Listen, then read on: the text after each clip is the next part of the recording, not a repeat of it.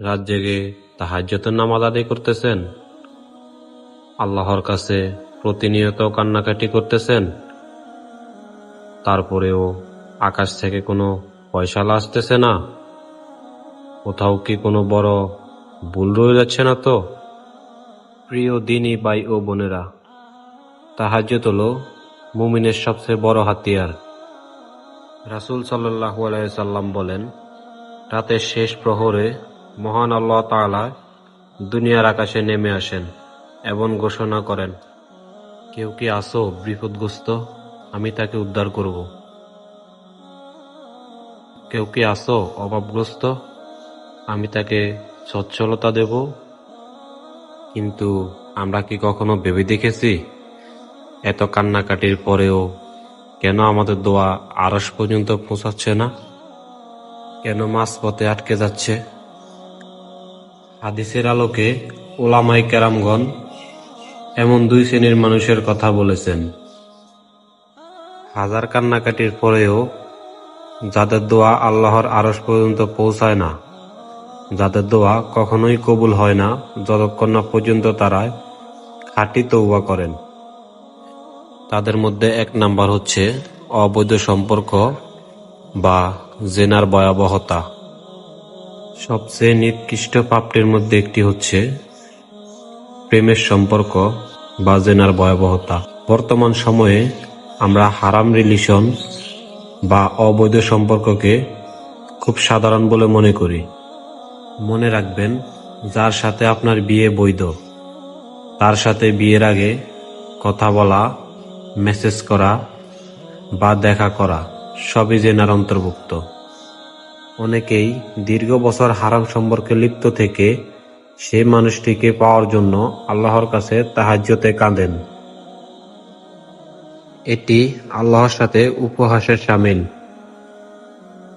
আপনি আল্লাহর সাথে নাফরমানি করে আল্লাহর কাছে রিজিক বা জীবন সঙ্গী চাচ্ছেন। শয়তান আপনার এই পাপকে আপনার সামনে সুবস্ত্রিত করে রেখেছেন। মনে রাখবেন, জিনার ভয়াবহ গুনাহ দোয়া কবুলের সব থেকে বড় দেওয়াল হয়ে দাঁড়ায়, যার কথা উলামায়ে কেরামগণ বলেছিলেন। তাদের মধ্যে 2 নাম্বার হলেন মানুষের সম্পদ আত্মসাৎকারী।